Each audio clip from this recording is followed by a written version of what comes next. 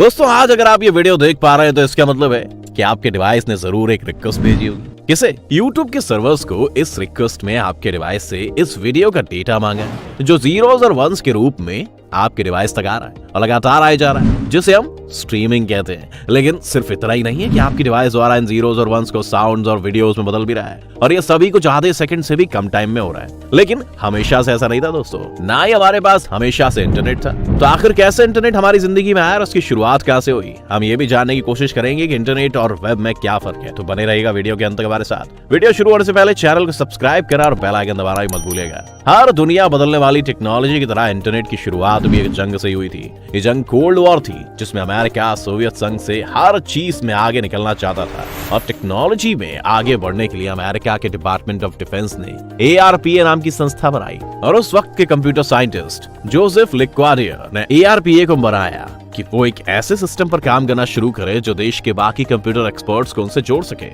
और यहाँ पर ARPANET की शुरुआत हुई। ARPANET को ही इंटरनेट का पूर्वज कहा जा सकता है, क्योंकि ARPANET ने ही पैकेट स्विचिंग की शुरुआत की। आपका डिवाइस YouTube को रिक्वेस्ट पैकेट्स के रूप में भेज रहा है, और YouTube भी इस वक्त पैकेट्स के रूप में ही आपका डेटा भेज रहा है। तो पहले देख लेते हैं कि पैकेट स्विचिंग कैसे काम कर रही है। ARPANET उस वक्त के लैंडमाइन सिस्टम का इस्तेमाल करता था, जो वायर्स का एक बड़ा नेटवर्क था। आपने पुरानी फिल्मों में देखा होगा कि कॉल आने पर एक ऑपरेटर उसे ट्रांसफर करने के लिए एक वायर को दूसरे सर्किट पर अटैच भी कर देती है, जिससे दूसरी जगह पर फोन कनेक्ट हो जाता है। इसे सर्किट स्विचिंग बोलते हैं। अगर इसका इस्तेमाल किया जाता तो एक बार में एक कंप्यूटर सिर्फ एक दूसरे कंप्यूटर से कनेक्ट हो सकता था। लेकिन क्योंकि आपको आज हर एक काम को करने के लिए एक से ज्यादा कंप्यूटर से कनेक्टेड रहना होता है, इसलिए तरीका काम नहीं कर सकता था। पैकेट स्विचिंग ऐसी थी जिसमें सभी वायर्स आपस में हमेशा कनेक्टेड रहेंगी, उन्हें किसी ऑपरेटर की जरूरत नहीं है, और हर पैकेट पर एक एड्रेस रहेगा। इस एड्रेस से पता चल जाएगा कि इस पैकेट को इस वक्त किस कंप्यूटर के पास जाना है, और इस तरह से बिना किसी ऑपरेटर की हेल्प से ही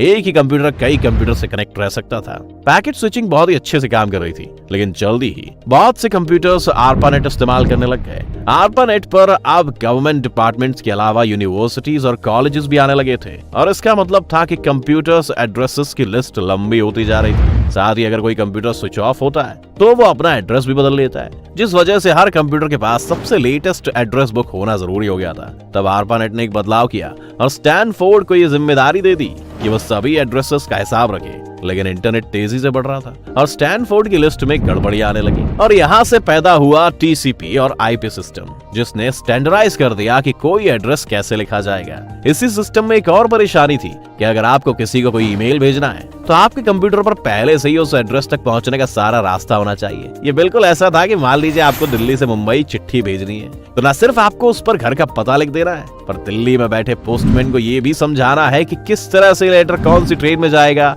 किस स्टेशन पर रुकेगा, कौन उसे उठाएगा, किस पोस्ट ऑफिस में से भेजना है, जिस घर तक वो जाएगा उसका उस पोस्ट ऑफिस से रास्ता क्या है, सब कुछ। और ये सभी कुछ आपको टाइप करना होता था। इसी परेशानी से निपटने के लिए बना DNS यानी domain name system. Domain name system में दो मुख्य चीजें होती थी, टॉप लेवल डोमेन जैसे .com, .edu, .org, and second level domain जैसे youtube.com का YouTube। अब अगर किसी को ईमेल भेजना होता तो उसे पूरा एड्रेस टाइप नहीं करना था, वो सिर्फ उसका नाम और फिर @gmail.com या @outlook.com लिख सकता था, और इससे .com को संभाल रहे कंप्यूटर्स तक वो रिक्वेस्ट चली जाएगी। फिर वहां उन्हें Gmail लिखा मिलेगा, वो उसे आगे और भेज देंगे, और फिर गूगल के सर्वर पर उस इंसान का जो भी एड्रेस होगा वो ईमेल वहां पहुंच जाएगा। ये सभी कुछ ARPANET पर ही हो रहा था, और अब दुनिया बदल रही थी। ARPANET दुनिया के लिए छोटा पड़ रहा था। ARPANET लोगों के लिए स्लो भी था, क्योंकि एक पेड़ की तरह काम करता था जिसकी ब्रांचेस भी अलग अलग कंप्यूटर्स हैं। इन कंप्यूटर्स तक पहुंचने के लिए आपको पहले एक डाल पर चढ़ना होगा, लेकिन अगर आपको दूसरी डाल पर स्विच करना है तो आपको पहले नीचे आना होगा और फिर दूसरी डाल के लिए चढ़ाई करनी होगी। इससे नेटवर्क काफी स्लो हो गया था, और फिर CERN लेबोरेटरी में काम करने वाले एक शख्स के दिमाग में एक आइडिया आया कि क्यों ना हम इसे पेड़ ना बनाकर एक वेब बना दे। इस इंसान का नाम आपने शायद सुना हो, ये थे टिम बर्नर्स-ली, जिन्हें father of the world wide web कहा जाता है। वर्ल्ड वाइड वेब अलग अलग कंप्यूटर्स या वेबसाइट्स का एक बड़ा वेब है, जहाँ एक तरफ से दूसरी तरफ जाने के लिए लिंक्स का इस्तेमाल करना पड़ता है। आज की लगभग सभी common websites world wide web पर ही है, यानी वर्ल्ड वाइड वेब या सिर्फ वेब, इंटरनेट नहीं है, इंटरनेट का एक हिस्सा है। वेब उस वक्त आया जब ARPANET में बदलाव का वक्त था। सरकार ने ARPANET को बंद करने का फैसला ले लिया था, क्योंकि वो कभी इस काम के लिए बना ही नहीं था। इसीलिए ARPANET का कंट्रोल NSFNet को दे दिया गया।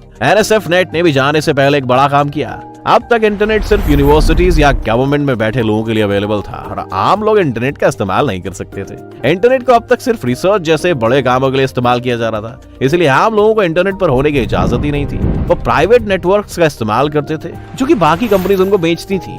इन कंपनीज को इंटरनेट सर्विस प्रोवाइडर्स या ISP कहते हैं। आज आपकी जियो या एयरटेल जैसी कंपनीज भी ISP ही हैं, मगर यह असली इंटरनेट नहीं था। या फिर 1988 में NSFNet ने इंटरनेट पर कमर्शियल ट्रैफिक को अलाउ कर दिया और अब कोई भी इंटरनेट से कनेक्ट हो सकता था। इसके बाद ही 1993 में टिम बर्नर्स-ली ने भी दुनिया के सामने वेब को लॉन्च कर दिया और अचानक से इंटरनेट पर लोगों की बाढ़ आ गई। फिर 1995 में NSFNet को भी बंद कर दिया गया और इंटरनेट का सारा कंट्रोल अब इन ISPs के पास आ गया। ये वो जमाना था जब इंटरनेट डायल अप वाला होता था, यानी आपको इंटरनेट चलाने के लिए एक लैंडलाइन फोन के नेटवर्क का यूज करना पड़ता था। अगर आप अभी यंग हैं तो शायद ये बात नहीं समझेंगे, पर उस वक्त 1 kbps की इंटरनेट स्पीड का मतलब था कि आपके पास शायद मोहल्ले में सबसे तेज इंटरनेट है। दोस्तों, यहाँ से आगे बढ़ते हुए आज हम 5G तक पहुंचे और एक रिसर्च प्रोजेक्ट की तरह शुरू हुआ इंटरनेट आज लोगों के जीने का एक साधन बन गया है। कुछ ही वक्त पहले यूनाइटेड नेशंस ने भी अनसेंसर्ड इंटरनेट को एक ह्यूमन राइट डिक्लेयर कर दिया है। इंटरनेट आज के टाइम में आपके पर्सनल रिलेशनशिप्स,